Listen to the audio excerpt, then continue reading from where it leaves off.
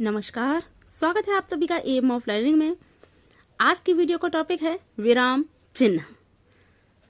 तो बच्चों, आज मैं इस वीडियो में आपको विराम चिन्ह पढ़ाने वाली हूँ। विराम चिन्ह क्या होते हैं, इनका प्रयोग कहाँ किया जाता है, ये मैं आपको बताने वाली हूँ। तो इस वीडियो में आप मेरे साथ अंत तक बने रहिए।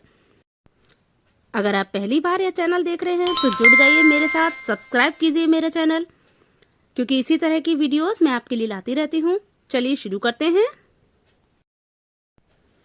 विराम माने होता है बच्चों रुकना, ठीक है। और विराम चिन्ह माने क्या होता है, लेख आदि लिखते समय जो निशान चिन्ह रुकने, संबंध बताने तथा उच्चारण करते समय उतार चढ़ाव आदि का संकेत देते हैं, उन्हें हम क्या कहते हैं, विराम चिन्ह कहते हैं। ठीक। अब विराम चिन्ह आपके कई प्रकार के होते हैं, जैसा कि यहाँ पर आपको दिखाई दे रहा है। कई तरह के यहाँ पर निशान आपको जो दिख रहे हैं वह सभी क्या है, विराम चिन्ह हैं। चलिए अब हम एक एक करके आपको बताते हैं किस चिन्ह को हम क्या कहते हैं और कहाँ प्रयोग करते हैं। सबसे पहला चिन्ह जो है वह है पूर्ण विराम चिन्ह, फुल स्टॉप। बच्चों, इसका प्रयोग हम करते हैं वाक्य के समाप्त होने का बोध जहां होता है, यानी कि जहां पर आपको ये पता लग जाता है कि यहाँ पर वाक्य आपका समाप्त हो गया है, वहां पर हम इसका प्रयोग करते हैं।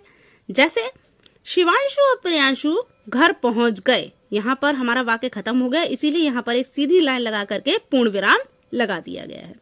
अब जो अगला आता है वह आता है अल्प विराम चिन्ह। अल्पविराम का शाब्दिक अर्थ है थोड़ा रुकना, और बच्चों यह हिंदी में सबसे अधिक प्रयोग में लाने जाने वाला चिन्ह है।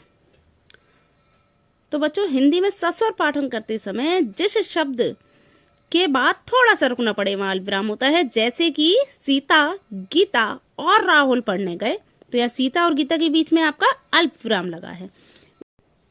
अर्धविराम चिन्ह, तो बच्चों जहां पर अल्पविराम की अपेक्षा कुछ अधिक रुकना पड़ता है वहां पर हम अर्धविराम का प्रयोग करते हैं। जैसे कि अयोध्या तो धार्मिक नगरी है ही, पर मथुरा भी आस्था से पूरी तरह परिपूर्ण है। इस तरीके से इसका प्रयोग किया जाता है। चलिए अब हम अगले चिन्ह की तरफ पढ़ते हैं। यह है विस्मयादि सूचक चिन्ह। इसका प्रयोग किया जाता है जहां पर हर्ष, आश्चर्य, चिंता, शोक, घृणा आदि मनोभाव परिलक्षित होते हैं, यानी दिखाई देते हैं, वहां पर हमें विस्मयादि सूचक चिन्ह का प्रयोग किया जाता है। जैसे कि अरे आप भी आ गए। नेक्स्ट है प्रश्नवाचक चिन्ह। तो जिन वाक्यों में प्रश्न पूछने का भाव प्रकट होता है वहां पर वाक्य के अंत में हम क्या लगाते हैं, प्रश्नवाचक चिन्ह लगाते हैं। ठीक है। जैसे कि राम कौन थे, तो यह प्रश्न है, तो यहां पर हमने प्रश्नवाचक चिन्ह लगाया है। अब अगला देखते हैं। अगला है निर्देशक चिन्ह।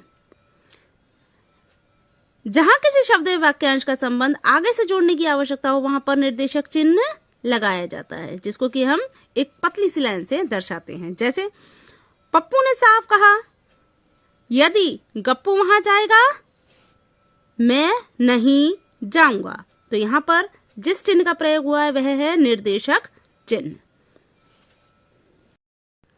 नेक्स्ट जो है वह है योजक चिन्ह।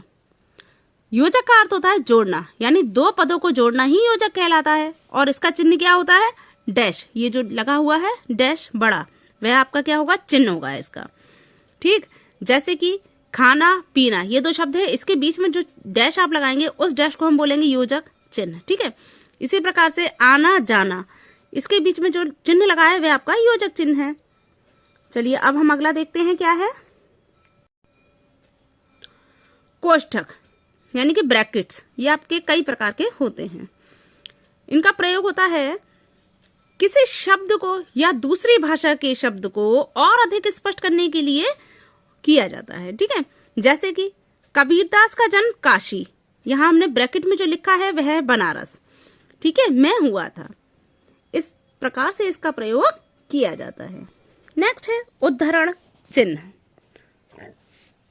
तो इस चिन्ह का प्रयोग किसी व्यक्ति के लेख या कथन को जैसे के तैसा रखने के लिए किया जाता है। जैसे कि नेताजी सुभाष चंद्र बोस ने एक बात कही थी, उनका नारा था कि तुम मुझे खून दो, मैं तुम्हें आजादी दूंगा। तो इस तरह के जो लेख या कथन होते हैं उनको हम उद्धरण चिन्ह के द्वारा दर्शाते हैं। अब अगला है लोप निर्देशक चिन्ह।